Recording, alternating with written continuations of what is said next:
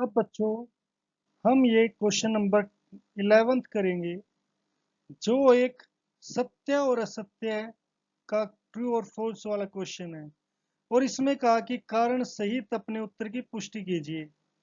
तो देखिए बच्चों, इसके लिए हमें जैसे एक बार हम इन सभी क्वेश्चंस को पढ़ते हैं। इसमें दिया है 10a का मान सदैव 1 से कम होता है।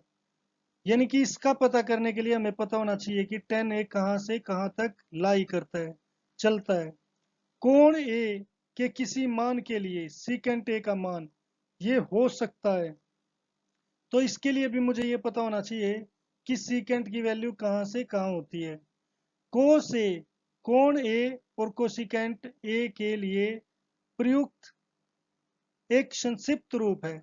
बिल्कुल गलत है, क्योंकि कोसिकेंट एक अलग चीज है और कोस एक अलग है। तो ये हमारा यहाँ पर फॉल्स है। तो यहाँ पर तो हमें पता चल गया। कोट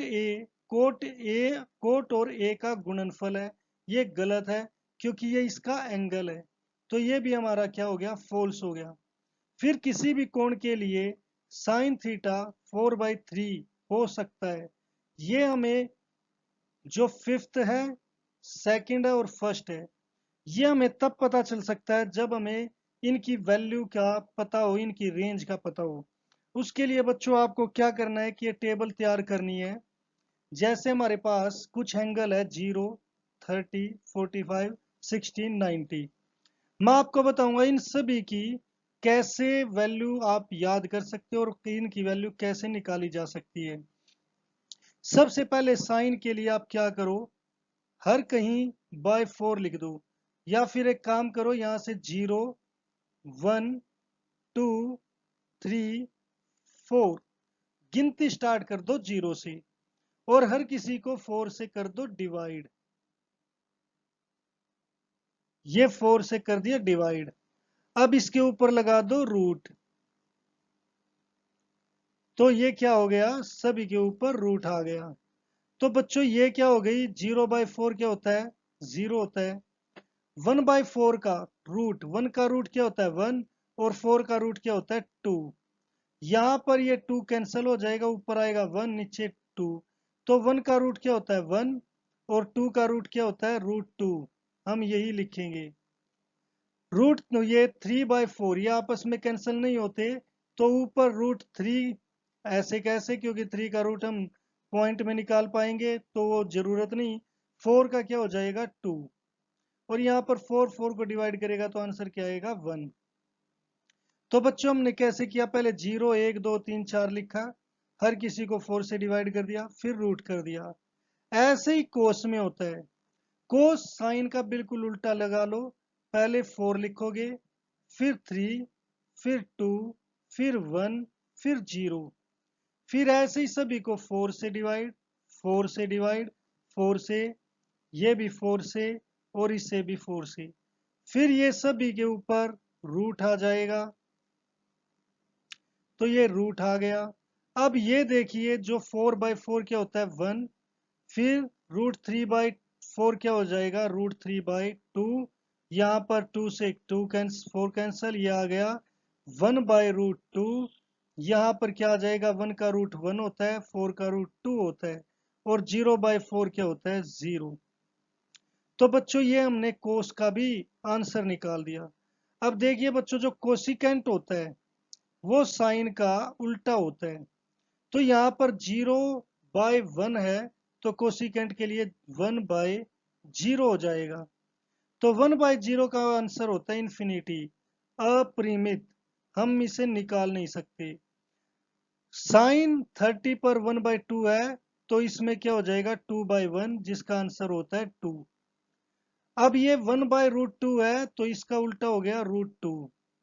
अब ये √3/2 है, तो इसका आंसर हो गया 2/√3।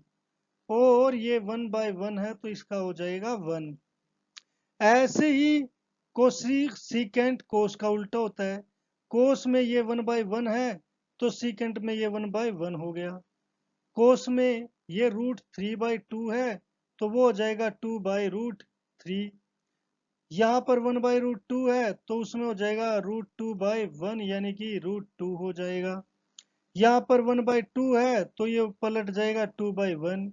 यहाँ पर 0 है तो ये पलट जाएगा 1/0। और जो क्या होता है इन्फिनिटी। ऐसे ही 10 क्या होता है बच्चों, 10 का हमने फार्मूला पढ़ा था कि साइन ए बाय कोस ए होता है। यानी कि साइन की वैल्यू यहाँ पर क्या है 0 है और कोस की वैल्यू यहाँ पर क्या है 1। तो इसे 0/1 लिखेंगे तो आंसर क्या आ गया 0। फिर यहाँ पर ये है 1/2 और कोस की क्या है √3/2।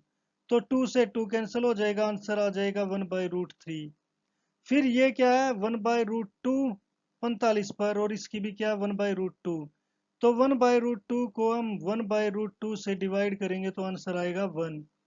फिर ये है √3/2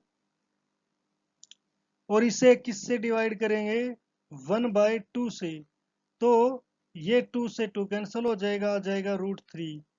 और यहाँ पर है 1 और ये है 0। तो 1/0 क्या होता है बच्चों इन्फिनिटी। अब कोट इसका उल्टा होता है कोस 10 का। ये 0/1 है तो वहां पर 1/0। इसका आंसर इन्फिनिटी। ये 1/√3 है तो इसका 3/√3/1 यानी कि √3। ये 1/1 है तो इसका आंसर 1/1 यानी कि 1। ये √3/1 है तो ये क्या हो जाएगा 1/√3। और ये 1/∞, या फिर आप ये कह सकते हो 1/0 था तो ये क्या हो जाएगा 0/1 यानी कि आंसर 0। तो अब बच्चों हम यहाँ पर देखते हैं कि साइन की वैल्यू कहाँ से कहाँ तक चली, 0 से चली और कहाँ पर पहुंची 1 तक। तो यानी कि साइन जो है हमारा 0 से लेकर 1 तक होता है। तो जैसे इसने यहाँ पर कहा कि साइन थीटा के लिए वैल्यू 4/3 है, तो जब 4 को 3 से डिवाइड करेंगे तो इसका आंसर मोर देन 1 हो गया। क्योंकि 4/3 का आंसर क्या आएगा 1.3333, जो 1 से बड़ा है। तो ये तो पॉसिबल ही नहीं, क्योंकि साइन कहाँ से कहाँ करता है 0 to 1। अब कोसिकेंट हम देखते हैं, कोसिकेंट की सबसे बड़ी वैल्यू है इन्फिनिटी, फिर 2, फिर उससे छोटी छोटी आती जा रही है और ये क्या हो गई 1। तो जो 90 डिग्री तक भी हम देखें, जो सीकेंट कोसिकेंट होगा वो 1 से स्टार्ट होकर इन्फिनिटी तक पहुंचता है। तो यहाँ पर हमारी सीकेंट की बात चल रही है, कोसिकेंट की नहीं, और 10 की बात बची है। तो हम सीकेंट को देखते हैं बच्चों। यहाँ पर सीकेंट 1 से स्टार्ट है, फिर ऐसे बढ़ते बढ़ते इन्फिनिटी तक पहुंच गया। तो कोसिकेंट क्या है 1 से शुरू और इन्फिनिटी तक, यानी कि कोई भी वैल्यू आ सकती है। तो अगर हम इससे देखें 12/5 को, तो इसका आंसर क्या आएगा 2.4, जो 1 से बड़ा है।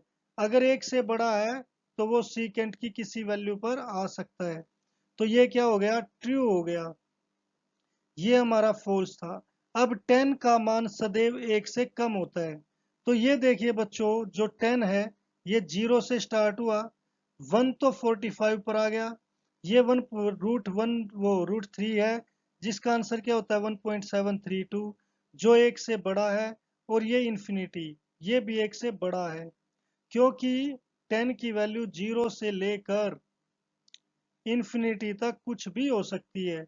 तो इसने कहा इसका मान सदैव 1 से कम होता है। तो ये तो गलत है ना, कि इसका मान कुछ भी हो सकता है 0 से लेकर इन्फिनिटी तक। तो ये क्या हो गया हमारा फॉल्स हो गया। तो बच्चों इस टेबल के बेस पर ये हमारा क्वेश्चन है। तो इस तरीके से हम इसके रीजन के साथ इस क्वेश्चन को कर सकते हैं।